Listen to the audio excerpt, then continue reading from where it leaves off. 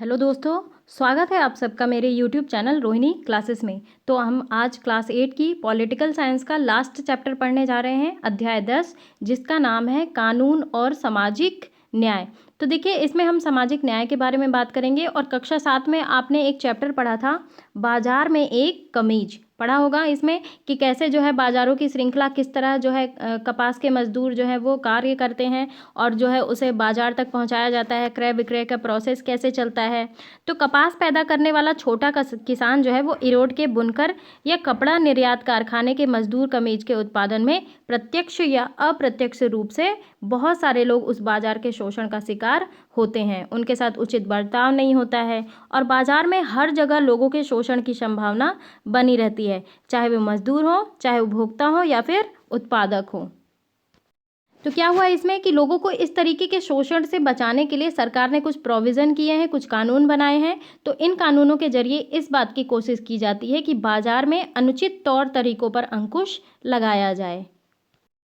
तो आइए बात करते हैं बाजार की एक आम स्थिति को देखते हैं जिसमें कानून बहुत मायने रखता है। मसला मजदूरों के मेहनताना का है। किसका मसला है? मसला जो है मजदूरों के मेहनताना का है कि निजी कंपनियां किस तरह उनके साथ जो है वो शोषण करती है, चाहे वो निजी कंपनियां हों, चाहे ठेकेदार हो, कारोबारी लोग हों। तो आमतौर पर ज़्यादा से ज़्यादा मुनाफे की कोशिश जो है ये करते हैं और मुनाफे की चाह में कई बार वे मज़दूरों से जो है उनका हक छीन लेते हैं और उन्हें उनका जो है जितना वे हक डिज़र्व करते हैं उतना उनको नहीं देते। कई बार तो उनका मेहनताना तक नहीं देते हैं। तो मज़दूरों को उनका मेहनताना न देना कानून की नज़र में एक गैर कानूनी या गलत काम है। मज़दूरों को मेहनताना कम न मिले, उनको वाजिब मेहनताना मिले, इस बात को सुनिश्चित करने की जिम्मेदारी किसकी है? सरकार की है। सरकार ये डिसाइड करे कि न्यूनतम वेतन का एक कानून बना दिया गया है इसीलिए सरकार के द्वारा कि जो है इतने वेतन से कम वेतन नहीं दिया जाना चाहिए मजदूर को। और इस कानून के तहत किसी भी मजदूर को न्यूनतम वेतन से कम मजदूरी नहीं दी जा सकती। आप नरेगा के बारे में जानते ही होंगे कि नरेगा जो है वो जो है नरेगा एक नीति बनाई गई है जिसके अंतर्गत जो है प्रत्येक मजदूर को 250 रुपये जो है दिया जाता है एक दिन के कार्य के लिए और न्यूनतम वेतन में हर कुछ साल में जो है बढ़ोतरी भी की जाती है। और जिस तरीके से मजदूरों को सुरक्षा प्रदान करने के लिए न्यूनतम वेतन का कानून बनाया गया है, उसी तरह बाजार में उत्पादकों और उपभोक्ताओं के हितों की रक्षा के लिए कानून बनाए गए हैं। और इन कानूनों के जरिए मजदूर, उपभोक्ता और उत्पादक तीनों के संबंधों को इस तरीके से संचालित किया जाता है कि उनमें जो है किसी प्रकार का शोषण ना हो। अब देखिए, इसमें ये क्वेश्चन किया जा रहा है कि न्यूनतम वेतन के लिए कानून की ज़रूरत क्यों पड़ती है। तो बिल्कुल ज़रूरत पड़ती है, न्यूनतम वेतन के लिए कानून की आवश्यकता होती है। क्यों? क्योंकि निजी कंपनियां, ठेकेदार या फिर व्यवसायी जो है अधिक से अधिक लाभ कमाना चाहते हैं और वे जो है वो मजदूरों को उतना वेतन नहीं देते जितना वे डिज़र्व करते हैं या फिर जितना वे परिश्रम करते हैं। तो कानून ये सुनिश्चित करता है कि उन्हें न्यूनतम वेतन कितना दिया जाए और उनके परिश्रम से जो है उनको जो है कम वेतन न मिले। तो आप ये देखिए, ये फिगर आउट कर पा रहे होंगे, ये है अहमदाबाद की एक कपड़ा मिल के काम करते मजदूर। तो बिजली के चलन वाले करघों के साथ बढ़ती प्रतिस्पर्धा के कारण 1980 और 1990 के दशकों में ज़्यादातर कपड़ा मिल बंद हो गए थे और पावरलूम बिजली से चलने वाले करघों को कहते हैं। तो पावरलूम किसे कहा जाता है? एग्जामिनेशन में पूछा जाता है कि पावरलूम क्या होता है। तो ये जो है बिजली से चलने वाला करघा है और ये 4 से 6 करघों की छोटी इकाई है और इन करघों के मालिक खुद उन पर काम करते हैं और परिवार के लोगों के साथ बाहर के श्रमिकों को भी काम में लगाते हैं। और ये जानी हुई बात है कि बिजली से चलने वाले करघों में कार्य स्थितियाँ बहुत खराब होती हैं। तो आप ये देख पा रहे होंगे करघों के माध्यम से कार्य हो रहा है। तो देखिए, इसमें ये कहा जा रहा है कि कानून बना देना ही काफ़ी नहीं होता है, सरकार को यह भी सुनिश्चित करना होता है कि कानूनों को लागू किया जाए। इसका मतलब ये है कि कानून को लागू किया जाना बहुत ज़रूरी होता है। तो जब कोई कानून जो है वो ताकतवर लोगों से कमज़ोर लोगों की रक्षा के लिए बनाया जाता है तो उसको लागू करना और भी महत्वपूर्ण बन जाता है। उदाहरण के लिए मान लेते हैं, देखिए, प्रत्येक मजदूर को सही वेतन मिले, यह सुनिश्चित करने के लिए सरकार को कार्यस्थलों का नियमित रूप से निरीक्षण करना चाहिए और अगर कोई कानून का उल्लंघन करता है तो उसको सज़ा भी दी जानी चाहिए। और अगर मजदूर गरीब या शक्तिहीन है तो आमदनी गंवाने या बदले की कार्रवाई के डर से वह कम वेतन पर भी काम करने को तैयार हो जाता है। मालिक भी इस बात को अच्छी तरीके से जो है वो समझते हैं। वे अपनी ताकत का इस्तेमाल करते हैं ताकि मजदूरों से जो है कम पैसे में काम कराया जा सके। और ऐसी सूरत में यह बहुत ज़रूरी होता है कि संबंधित कानूनों को अच्छी तरीके से लागू किया जाए। तो इन कानूनों को बनाने, लागू करने और कायम रखने के लिए सरकार जो है व्यक्तियों या निजी कंपनियों की गतिविधियों को नियंत्रित कर सकती है। कैसे कर सकती है कि जो है एक निश्चित पैमाना तय करके कर सकती है, उनके लिए कानून बना सकती है ताकि जो है सामाजिक न्याय सुनिश्चित किया जा सके। और इनमें से बहुत सारे कानूनों का जन्म भारतीय संविधान में दिए गए मौलिक अधिकारों से हुआ है। उदाहरण के लिए मान लीजिए शोषण के विरुद्ध अधिकार बना हुआ है ना, शोषण से मुक्ति का अधिकार। इसका अर्थ ये है कि किसी को भी कम मेहनत आने पर काम करने या बंधुआ मजदूर के तौर पर काम करने के लिए मजबूर नहीं किया जा सकता। संविधान में ये भी कहा गया है कि 14 साल से कम उम्र के किसी भी बच्चे को किसी कारखाने या खदान या किसी अन्य खतरनाक व्यवसाय में काम पे नहीं रखा जाएगा। तो व्यवहार में ये कानून किस तरह सामने आते हैं, ये कानून जो है वो सामाजिक न्याय की चिंताओं को किस हद तक संबोधित करते हैं, इस अध्याय में हम ऐसे ही कुछ सवालों की पड़ताल करेंगे। आप ये फिगर आउट कर पा रहे होंगे। ये देखिए, ये बच्चा और ये बच्ची। तो 2011 की जनगणना के मुताबिक भारत में 5 से 14 साल की उम्र के 40 लाख से ज़्यादा बच्चे विभिन्न व्यवसायों में नौकरी करते हैं। बहुत शर्मनाक बात है कि ऐसे बच्चे जिनकी स्कूल जाने की, पढ़ने लिखने की उम्र होती है, उन्हें मजबूरन काम करना पड़ता है अपना परिवार चलाने के लिए। और इनमें से बहुत सारे बच्चे खतरनाक व्यवसायों में हैं। 2016 में संसद ने बाल श्रम प्रतिषेध एवं विनियमन अधिनियम 1986, ध्यान रखेंगे बहुत इंपॉर्टेंट है, अगर पूछा जाता है कि बाल श्रम प्रतिषेध एवं विनियमन अधिनियम कब बना, 1986 में बना। तो इसमें जो है 2016 में संशोधन किया गया कि 14 वर्ष से कम आयु के बच्चों के सभी व्यवसायों में तथा किशोरों 14 से 18 के जोखिमकारी व्यवसाय और प्रक्रियाओं में नियोजन करने पर प्रतिबंध है। तो बच्चों या किशोरों के नियोजन को अब एक संज्ञेय अपराध माना गया है। 2017 में एक ऑनलाइन प्लेटफॉर्म पर effective enforcement for no child labour प्रारंभ हुआ। और यह पोर्टल जो है शिकायतें दर्ज कराने, चाइल्ड ट्रैकिंग और राष्ट्रीय बाल श्रम परियोजना के कार्यान्वयन की मॉनिटरिंग के लिए बना है। तो अब बात कर लेते हैं भोपाल गैस ट्रेजेडी। बहुत इंपॉर्टेंट पॉइंट और हर एग्जाम में ही पूछा जाता है, आप ध्यान रखेंगे। तो देखिए 24 साल पहले भोपाल में दुनिया की सबसे भीषण औद्योगिक त्रासदी हुई। भोपाल में यूनियन कार्बाइड नाम से जो है अमेरिकी कंपनी का कारखाना था जिसमें कीटनाशक बनाए जाते थे। और 2 दिसंबर 1984, ध्यान रखेंगे 2 दिसंबर 1984 की रात को 2 बजे यूनियन कार्बाइड के इसी संयंत्र से मिथाइल आइसोसाइनाइड, गैस का नाम भी पूछ लिया जाता है, मिथाइल आइसोसाइनाइड जो है वो लीक होने लग गई, गैस का रिसाव होने लग गया। और यह जो है बेहद जहरीली गैस है। ठीक है, ये दुर्घटना जो है, इस दुर्घटना की चपेट में आने वाली अजीजा सुल्तान तकरीबन 12:30 बजे, कहती हैं अजीजा सुल्तान कि तकरीबन 12:30 बजे मुझे अपने बच्चों की तेज खांसी की आवाज़ सुनाई दी। कमरे में हल्की सी रोशनी थी। मैंने देखा कि पूरा कमरा सफ़ेद धुएं से भरा हुआ था। मुझे लोगों की चीखने की आवाज़ें सुनाई दी। सब कह रहे थे भागो भागो। इसके बाद मुझे भी खांसी आने लगी। लगता था जैसे मैं अपने जो है आग में सांस ले रही हूँ और आंखें बुरी तरह जलने लगी थी। अगली सुबह देखिए, अगली सुबह क्या हुआ।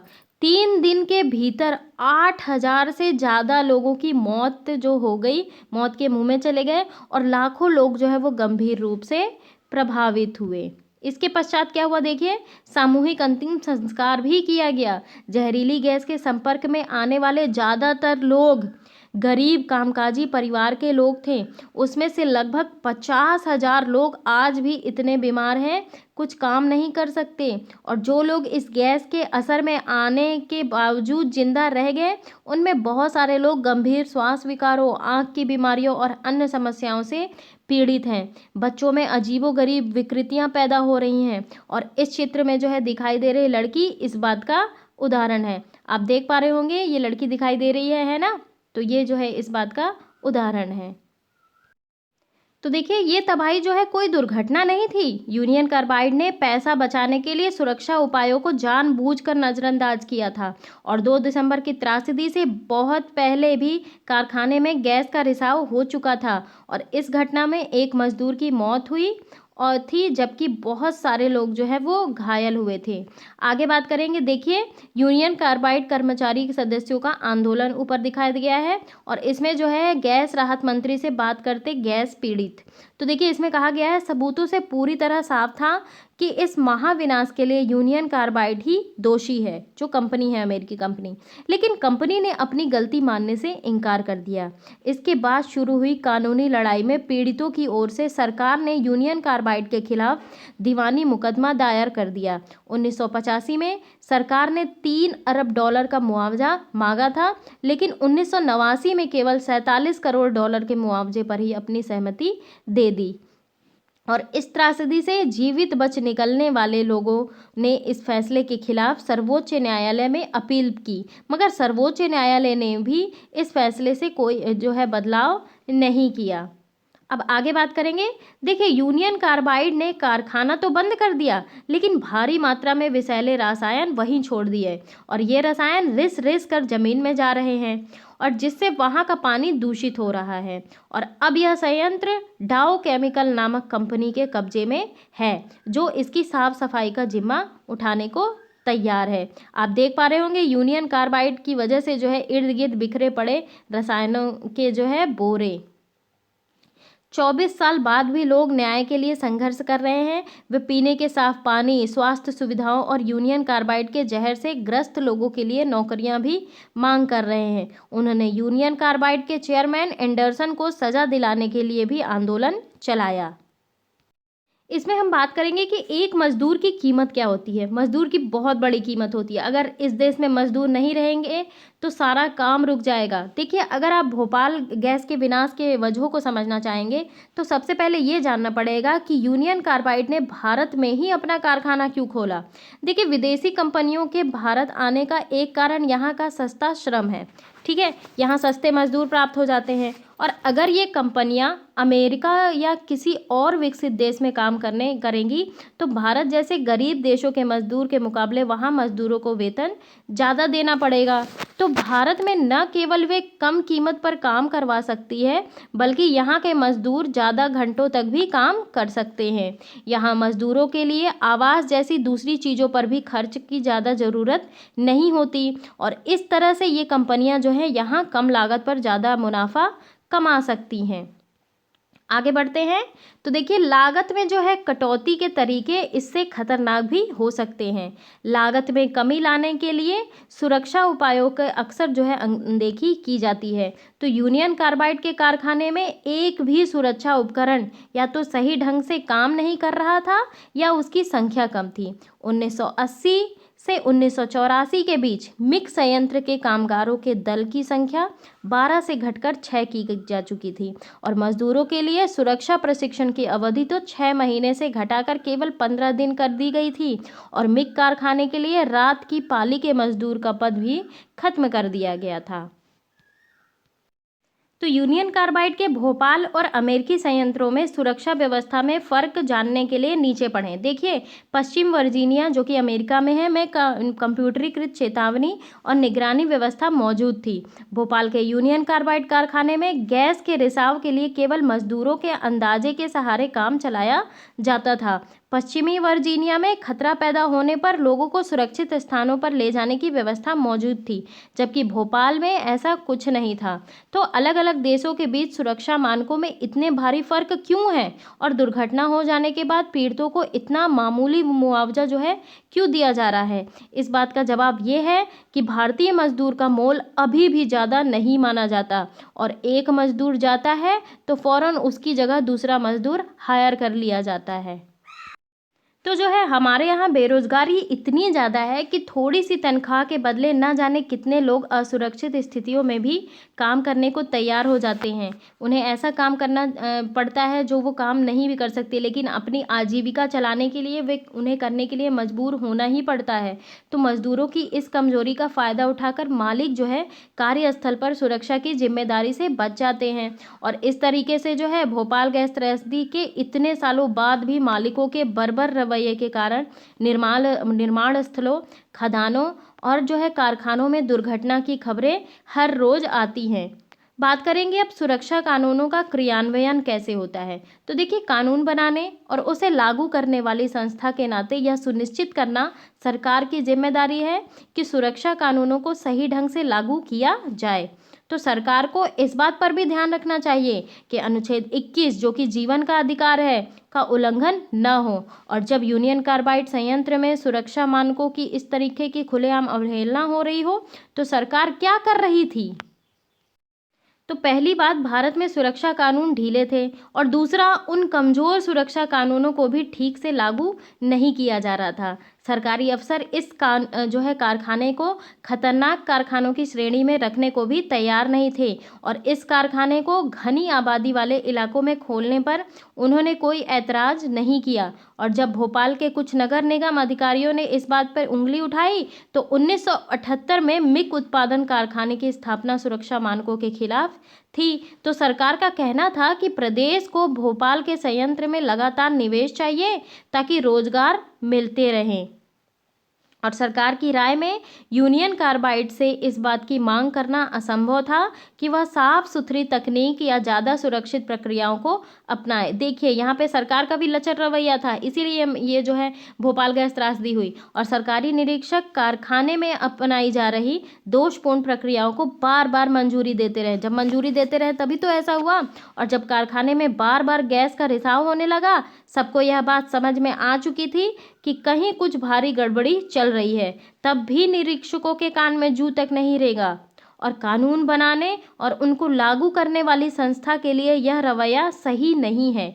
लोगों के हितों की रक्षा करने की बजाय सरकार और निजी कंपनी दोनों ही उनकी सुरक्षा को जो है नज़रअंदाज करती जा रही थी। बहुत गलत सरकार, मतलब समझ लीजिए कि जो भी घटनाएं घटित होती हैं सरकार का हाथ तो होता ही होता है। मैं इस चीज़ से वाकिफ़ रखती हूँ।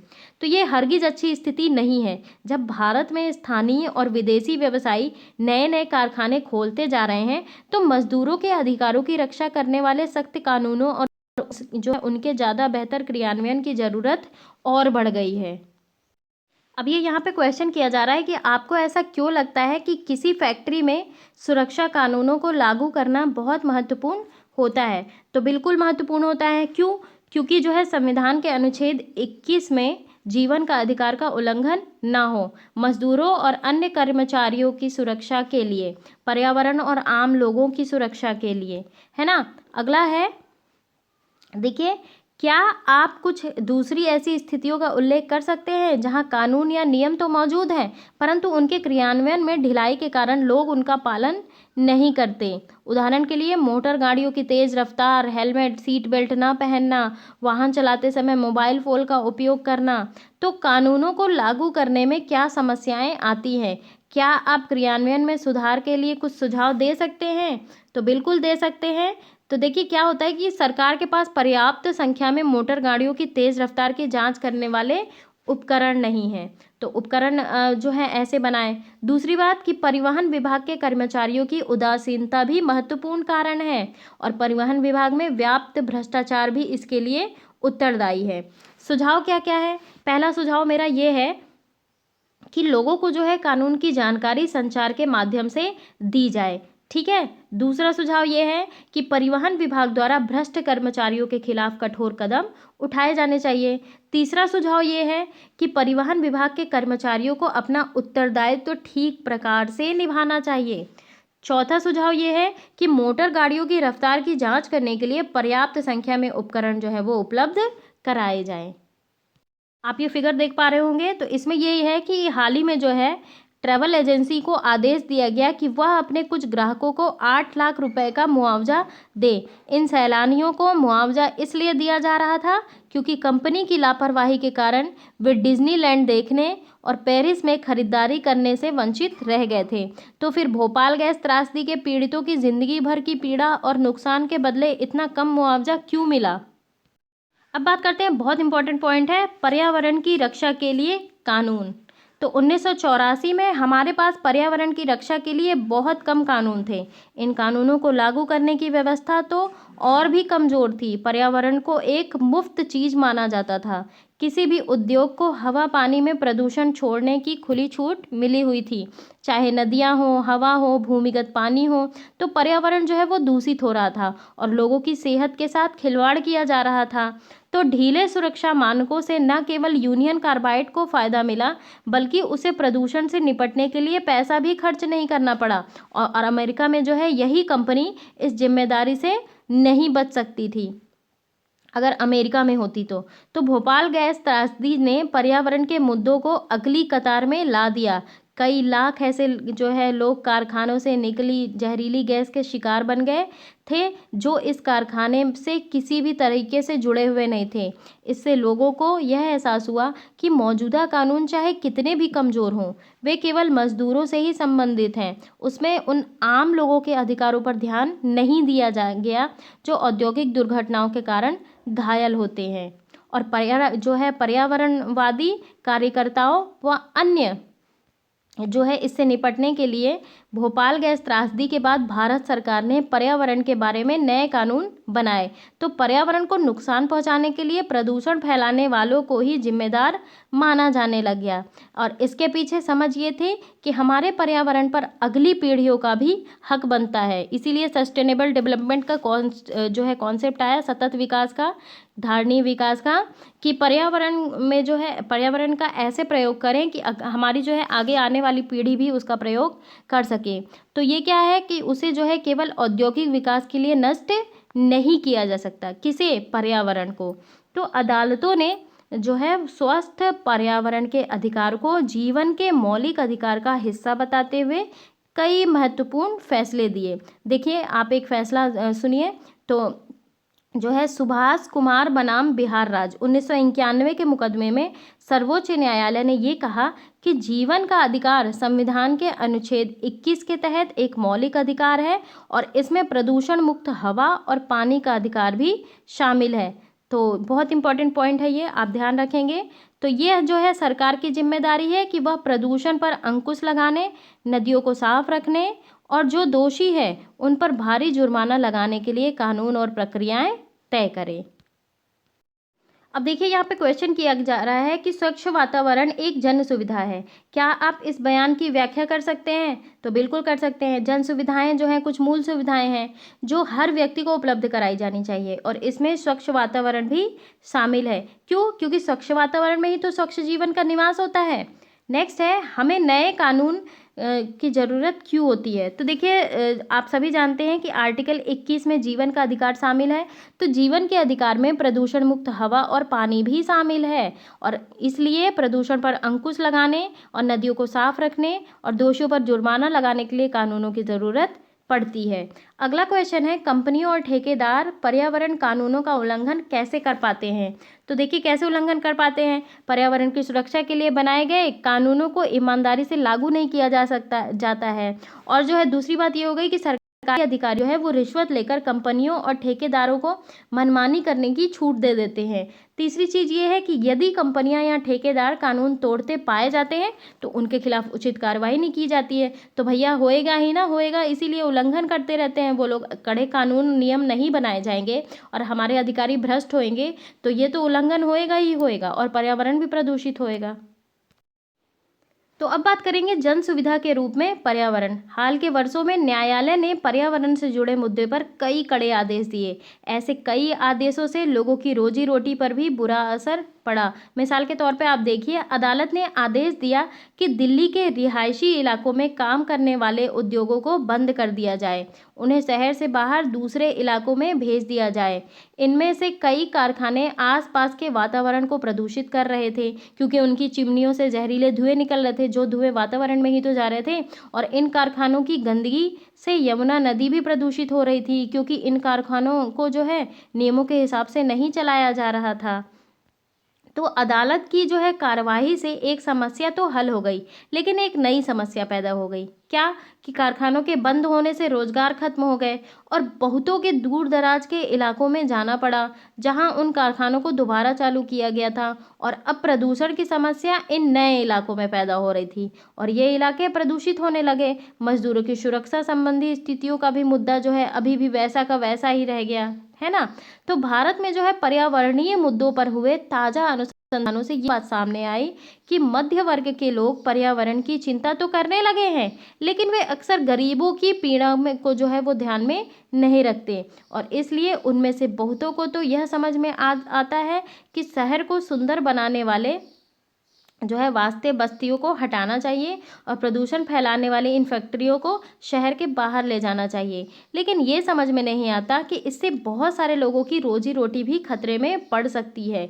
जहाँ एक तरफ स्वच्छ पर्यावरण के बारे में जागरूकता बढ़ रही है, वहीं दूसरी तरफ मजदूरों की सुरक्षा के बारे में लोग ज़्यादा चिंता नहीं जता रहे हैं। अब चुनौती है ऐसे समाधान को जो है ढूंढने की, जिनमें स्वच्छ वातावरण को भी लाभ मिल सके और जो है मजदूर भी जो है अपना जो है आजीविका चला सके। तो इसका एक तरीका ये है कि हम जो है कारखानों में ज़्यादा स्वच्छ तकनीकों और प्रक्रियाओं को अपनाने पर जोर दें। और इसके लिए सरकार को भी चाहिए कि वह कारखानों को प्रोत्साहन और मदद दे। उसे प्रदूषण फैलाने वाले पर जुर्माना लगाना होगा और इस तरीके से जो है मजदूरों के रोजगार भी बच जाएंगे और समुदायों और मजदूरों को सुरक्षित पर्यावरण का अधिकार भी मिल जाएगा। तो देखिए, आप ये देख पा रहे होंगे, फिगर आउट हो रहा होगा कि बंद कारखानों से जो है परेशान मजदूर, रोजगार छिन जाने से जो है बहुत मजदूर छोटा मोटा व्यापार या दिहाड़ी मजदूरी करने लगते हैं। उन्हें मजबूर होकर ऐसा काम करना पड़ता है जो वो नहीं कर पाते, नहीं कर सकते या फिर नहीं करना चाहते, तो उन्हें करना ही होता है। क्यों? क्योंकि उनकी आजीविका चल सके, ताकि वे जीवित रह सकें।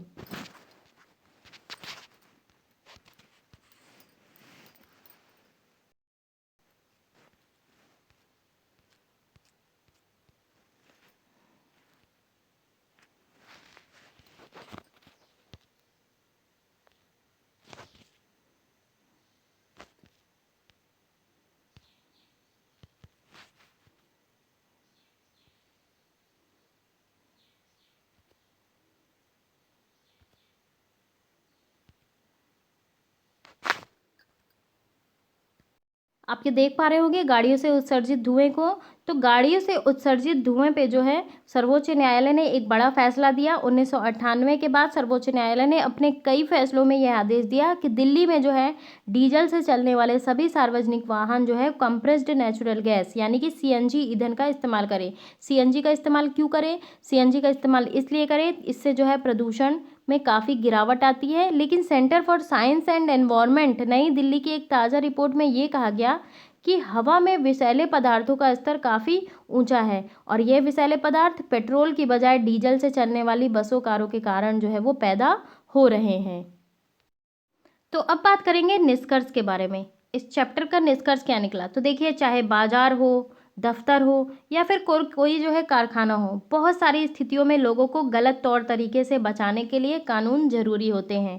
निजी कंपनियां, ठेकेदार, व्यवसायी आदि ज़्यादा मुनाफा कमाने के चक्कर में गलत हथकंडे भी अपनाने लगते हैं। उदाहरण के लिए देखिए, मजदूरों को कम मेहनताना देते हैं, बच्चों से काम करवाते हैं, काम की स्थितियों पर ध्यान नहीं देते या फिर पर्यावरण का ख्याल नहीं रखते और इस तरह आसपास के लोगों को भी नुकसान पहुंचाते हैं। तो ऐसे में सरकार की एक अहम जिम्मेदारी ये बनती है कि वह निजी कंपनियों के गलत तौर तरीके को रोकने और सामाजिक न्याय प्रदान करने के लिए कानून बनाए, उनको लागू करे और उन पर निगरानी रखे। यानी न सरकार को केवल सही कानून बनाने चाहिए, बल्कि उनको लागू भी करना चाहिए। और अगर कानून कमज़ोर हो तो उनको सही ढंग से लागू न किया जाए तो उन पर जो है भारी नुकसान हो सकता है।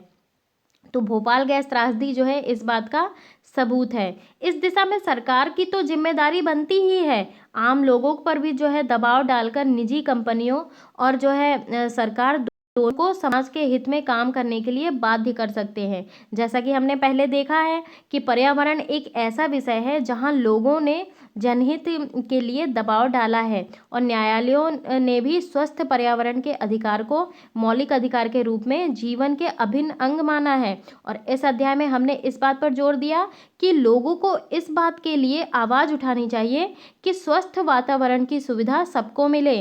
और इसी तरीके से मजदूर जो है अधिकारों यानी काम का अधिकार, सही मेहनताना और मानवोचित कार्य स्थितियों का अधिकार के क्षेत्र में भी अपनी अभी जो है हालत काफ़ी ख़राब है। और लोगों को इस बात के लिए आवाज़ उठानी चाहिए कि कामगारों के अधिकारों की रक्षा के लिए सख्त कानून बनाए जाए ताकि सबको जीवन का अधिकार मिल सके।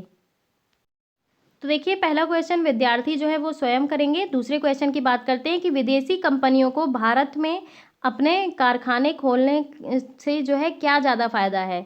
तो देखिए, इससे बहुत सारे फ़ायदे हैं। पहला फ़ायदा ये है कि भारत में श्रम जो है वो सस्ता है। दूसरी बात ये है कि सस्ती दरों पर भूमि उपलब्ध होती है। तीसरी बात ये हो गई कि भारत में विशाल बाजार उपलब्ध होता है। चौथी बात ये हो गई कि भारत में उदार और अनुकूल सरकारी नीतियों का फ़ायदा मिलता है और जिससे जो है लाभ बढ़ता है। पांचवी बात ये हो गई कि सुरक्षा नियमों पर पूरा पालन करने पे जो है कम खर्च आता है। तीसरा क्वेश्चन है, क्या आपको लगता है कि भोपाल गैस त्रासदी के पीड़ितों को सामाजिक न्याय मिला है?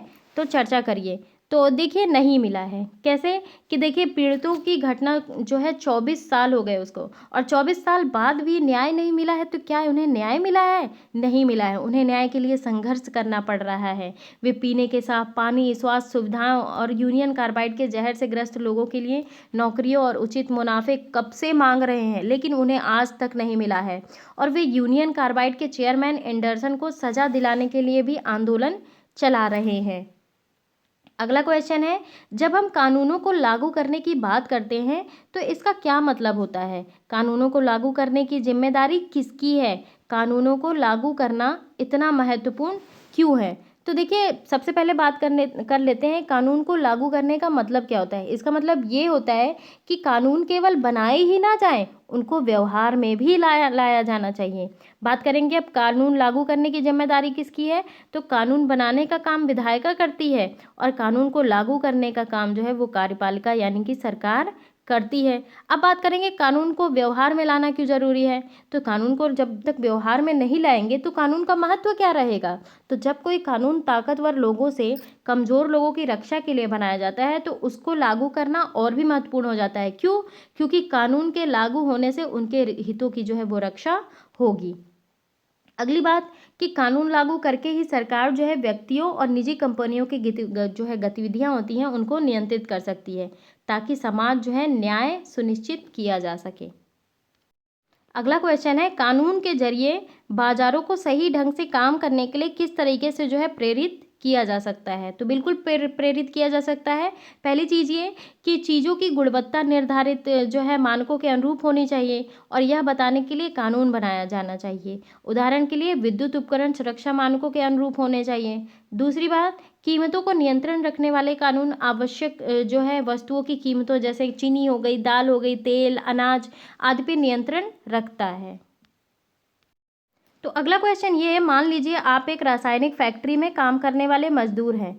सरकार ने कंपनी को आदेश दिया कि वह वर्तमान जगह से 100 किलोमीटर दूर किसी दूसरे स्थान पर अपना कारखाना चलाए। तो आपकी ज़िंदगी पर क्या असर पड़ेगा? तो बहुत असर पड़ेगा। देखिए, नए स्थान में रहने की व्यवस्था करनी पड़ेगी, नए जगह जाकर बसने की दिक्कतें आएंगी, आर्थिक बोझ भी बढ़ेगा। अरे तुरंत तो भैया इस्टेब्लिश नहीं हो पाएंगे ना। बच्चों की शिक्षा भी प्रभावित होगी। नई जगह पर शिक्षा की सुविधा किस प्रकार की है, ये बात भी महत्वपूर्ण भूमिका जो है वो निभाएगी कि स्कूल कितनी दूरी पे है, स्कूल है भी कि नहीं है, और स्कूल हैं तो कैसे हैं, वहाँ पे टीचर्स उपलब्ध है कि नहीं है। तो नए स्तर पे उपलब्ध परिवहन सुविधाएं, स्वास्थ्य सुविधाएं, बाजार सुविधाएं कैसी हैं, तो ये बात भी तो मजदूरों की ज़िंदगी को प्रभावित करेगी। अगला क्वेश्चन ये है कि इस इकाई में आपने सरकार की विभिन्न भूमिकाओं के बारे में पढ़ा, तो आप जो है इसके बारे में कुछ लिखिए। तो देखिए, चीज़ें हमने पढ़ी कि देखिए जो है प्रत्येक व्यक्ति को विभिन्न सुविधाएं जैसे पानी हो गया, स्वास्थ्य, स्वच्छता, बिजली, परिवहन, विद्यालय आदि जो है उपलब्ध कराना। दूसरी बात ये है कि सरकार जो है बजट पेश करती है, तो सरकार के बजट में वर्ष के आय और व्यय और आने वाले वर्ष की योजनाओं के लिए पैसे की व्यवस्था कैसे की जाएगी, ये भूमिका होनी चाहिए। तीसरी बात ये है कि सरकार जो है वो कानून बनाती है और इस बात को सुनिश्चित करती है कानूनों को जो है वो कैसे लागू किया जाए। चौथी बात, सरकार ये भी सुनिश्चित करती है कि संविधान में वर्णित मौलिक अधिकारों का हनन न हो। अगला क्वेश्चन है कि आपके इलाके में पर्यावरण को दूषित करने वाले स्रोत कौन से हैं? हवा, पानी और मिट्टी को प्रदूषित के संबंध में चर्चा करें। तो देखिए क्या होता है कि जो है पर्यावरण को दूषित करने वाले स्रोत आप तो जानते ही हैं, हवा, फैक्ट्रियों और यातायात साधनों से निकलने वाला धुआं। पानी को कौन गंदा करता है? पानी को गंदे जो है नालों का पानी, सीवर का पानी और जो है कारखानों से का गंदा पानी। मिट्टी को कौन दूषित करता है? फैक्ट्रियों का दूषित जो है जल मिट्टियों में ही तो जाता है, कचरा मिट्टियों में ही तो जाता है, और घरों का गंदा पानी, कूड़ा कचरा ये भी तो मिट्टियों में ही जाता है। अब इसको रोकने के क्या क्या उपाय हैं? तो देखिए सबसे पहला उपाय ये है कि गंदे पानी को साफ करने के लिए जल शोधक संयंत्र स्थापित किए जाए। ठीक है। दूसरी बात, प्लास्टिक की थैलियों का प्रयोग जो है वो रोक दिया जाए, और कई ऐसे प्रयास किए जा रहे हैं लेकिन प्लास्टिक की थैलियों का उपयोग बंद होने का नाम ही नहीं ले रहा है। तीसरी बात ये कि उद्योग व फैक्ट्रियों के जो है रिहायशी इलाकों से दूर स्थापित किए जाएं, है ना। और सरकार जो है वो सभी प्रकार के प्रदूषणों को रोकने के लिए कानून बनाए। अगला क्वेश्चन ये है कि पहले पर्यावरण को किस तरह से देखा जाता था और अब जो है सोच में नया बदलाव क्या आया है? तो देखिए पहले पर्यावरण को जो है मुफ्त की चीज़ मानी जाती थी, और पर्यावरण के प्रति जो है कोई लोग जागरूक नहीं थे। पहले पर्यावरण की रक्षा के लिए बहुत कम कानून थे और इन कानून को लागू करने की व्यवस्था जो है काफ़ी कमज़ोर थी। अब क्या आया सोच में बदलाव? तो पहला बदलाव ये आया कि पर्यावरण के प्रति लोगों की सोच बदलाव आई है और पर्यावरण के प्रति लोग चिंता करने लग गए हैं। दूसरी चीज़ ये हुई है कि न्यायालय ने अपने फैसलों में जो है वो स्वच्छ पर्यावरण के अधिकार को जीवन के मौलिक अधिकार का हिस्सा माना है। तीसरी बदलाव ये आई है कि सरकार ने भी सभी प्रकार के प्रदूषण को रोकने के लिए कानून बनाए। तो देखिए आप ये फिगर आउट कर पा रहे होंगे, ये आप एक बच्चे को बोझ उठाते हुए देख पा रहे होंगे। तो इसमें ये क्वेश्चन भी किया जा रहा है कि प्रसिद्ध कार्टूनिस्ट आर.के. लक्ष्मण इस कार्टून के जरिए क्या कहना चाह रहे हैं? इसका 2016 में बनाए गए उस कानून से क्या संबंध है? तो देखिए ये कार्टूनिस्ट कहना चाह रहे हैं कि हमारे देश में बाल मजदूरी अभी भी जारी है और ये एक सामाजिक कुरीति है जिसमें गरीब वर्ग अमीर वर्ग द्वारा जो है शोषित होता है। तो जो 2016 में जो है सरकार ने 14 साल की उम्र के बच्चों को घर, ढाबे या फिर रेस्तरां आदि में नौकरी पर रखने की प्रथा पर पाबंदी लगा दी थी, है ना। लेकिन जो है इस चित्र में यही चीज़ दिखाई दी जा रही है, इस सामाजिक कुरीति को दिखाया जा रहा है। तो अब बात कर लेते हैं शब्द संकलन के बारे में। तो देखिए उपभोक्ता का मतलब क्या होता है? तो जो व्यक्ति बाजार में बेचने के लिए नहीं बल्कि निजी इस्तेमाल के लिए कोई चीज़ खरीदता है उसे कहते हैं उपभोक्ता। उत्पादक किसे कहते हैं? ऐसा व्यक्ति या संस्थान जो बाजार में बेचने के लिए चीज़ें बनाता है और कई बार उत्पादक अपने उत्पाद का कुछ हिस्सा निजी इस्तेमाल के लिए भी रख लेते हैं। उदाहरण के लिए किसान। निवेश क्या होता है? निवेश जो है भविष्य में उत्पादन बढ़ाने सुधारने के लिए नई मशीनरी या इमारत या प्रशिक्षण पर खर्च होने वाला पैसा। अगला है मजदूरों की यूनियन। तो मजदूरों का संगठन के नाम से भी जाना जाता है इसे। आमतौर पर मजदूर यूनियनें जो है कारखानों और दफ्तरों में दिखाई देती है, लेकिन अन्य किस्म के मजदूरों की भी जो है यूनियन हो सकती है, जैसे घरेलू नौकरी के यूनियन जो हो गए। यूनियन नेता अपने सदस्यों की ओर से मालिकों के साथ सौदेबाजी और बातचीत करते हैं, और मजदूर यूनियन वेतन, श्रम नियमावली, नियुक्ति, बर्खास्तगी और पदोन्नति के संबंधित नियमों, लाभों और कार्यस्थल सुरक्षा पर मुद्दों पर जो है वो काम करती है। तो ये भी इम्पोर्टेंट पैरा है, इसको भी हम देख लेते हैं। एक जो है जीवित आदर्श के रूप में संविधान। तो जीवन का अधिकार एक मौलिक अधिकार है, हम सभी बहुत अच्छी तरीके से जान गए हैं। ठीक है, तो संविधान के माध्यम से ये अधिकार देश के सभी नागरिकों को मिला हुआ है, जैसे कि आपने इस किताब में पढ़ा है। तो आम नागरिकों ने इस संविधान यानी कि संविधान के अनुच्छेद 21 का विभिन्न संदर्भों में इस्तेमाल किया है। नागरिकों को इन प्रयासों से ही यह अधिकार और सार्थक व व्यापक हो गया है। उदाहरण के लिए आपने पढ़ा है कि किस तरीके से जो है हाकिम शेख ने स्वास्थ्य के अधिकार को जीवन के अधिकार का अभिन्न अंग साबित कर दिया, और इसी तरह मुंबई के झुग्गी वासियों की कोशिशें जो है से रोजगार के अधिकार को जीवन का अधिकार का हिस्सा माना गया। और इसी अध्याय में आपने ये भी पढ़ा कि किस तरीके से न्यायालय ने प्रदूषण मुक्त पानी एवं हवा के अधिकार को जीवन के अधिकार का हिस्सा बताया। इसके अलावा शिक्षा और आवास के अधिकार को भी अदालतों ने जीवन के अधिकार का हिस्सा माना है। तो जीवन का अधिकार जो है यह विस्तृत व्याख्या आम नागरिकों के प्रयासों का ही नतीजा है। आम नागरिकों ने प्रयास किया तभी तो इन सब चीज़ों को शामिल किया गया। जब भी नागरिकों को ऐसा लगता है कि उनके मौलिक अधिकारों का उल्लंघन हो रहा है तो वे अदालत में जाकर न्याय मांगते हैं, जैसा कि आपने इस पुस्तक में कई जगह पढ़ा। तो इन्हीं मौलिक अधिकारों ने नए कानून बनाने और ख़ास तरीके की जो है नीतियों को लागू करने में भी मदद मिली। और ये सब जो है इसलिए संभव हुआ कि हमारे संविधान में कुछ खास नियम हैं जो भारत के सभी नागरिकों की प्रतिष्ठा और स्वाभिमान की रक्षा करते हैं, और मौलिक अधिकारों तथा कानूनों के शासन संबंधित विभिन्न प्रावधानों में इस बात की व्याख्या की गई है। जैसे देखिए, उदाहरणों से स्पष्ट हो जाता है कि हमारा संविधान काफ़ी लचीला है, और इसी आधार पर संविधान द्वारा दिए गए प्रतिष्ठा और न्याय के विचार को जो है नए सिरे से उभर कर आने वाले मुद्दों की सूची का भी समावेश किया जाना चाहिए। इस लचीलेपन के कारण ही तो संविधान के प्रावधानों में नई व्याख्याएं की जा सकती हैं, और इस आधार पर संविधान को एक जीवंत दस्तावेज माना जाता है। जीवंत दस्तावेज यानी कि उसमें चेंजेस हम कर सकते हैं। स्वास्थ्य का अधिकार, आवास का अधिकार आदि ऐसे मुद्दे हैं जो 1949 में संविधान सभा के सदस्यों द्वारा पेश किए गए और संविधान में लिखित तौर पर मौजूद नहीं थे, जो कि है ना, लेकिन भावना के स्तर पर वे निश्चित रूप से मौजूद थे। इसका मतलब ये है कि संविधान में ऐसे लोकतांत्रिक आदर्श उस समय भी मौजूद थे जिनके जरिए लोग राजनीतिक प्रक्रिया का इस्तेमाल करके यह सुनिश्चित कर सकते थे कि आम नागरिकों की जिंदगी में ये आदर्श हकीकत का रूप ले। जैसा कि आपने पुस्तक के अध्याय में चर्चा की कि संवैधानिक आदर्शों को यथार्थ रूप देने के लिए काफ़ी कुछ किया जा चुका है।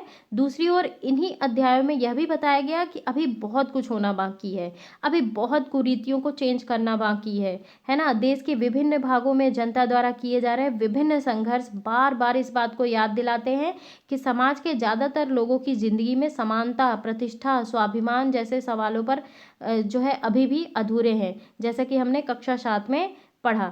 तो इस पुस्तक के विभिन्न अध्यायों में हम ये समझने की चेष्टा की गई है कि संविधान में कौन से लोकतांत्रिक आदर्श दिए गए हैं और उनसे लोगों के दैनिक जीवन में किस तरीके के असर पड़ते हैं। इसके पीछे हमारा मकसद आपको साधन मुहैया कराना है जिसके सहारे आप अपने आसपास की दुनिया को समझने बूझने का प्रयास कर सकें और संविधान द्वारा बताए गए रास्ते पर चलते हुए उसमें जो है हिस्सा ले सकें। तो चलिए, आज समाप्त होता है जो है पॉलिटी यानी कि सामाजिक जो एवं राजनीतिक न्याय ख़त्म होता है। इसके पश्चात हम हिस्ट्री देखेंगे 8वीं क्लास की।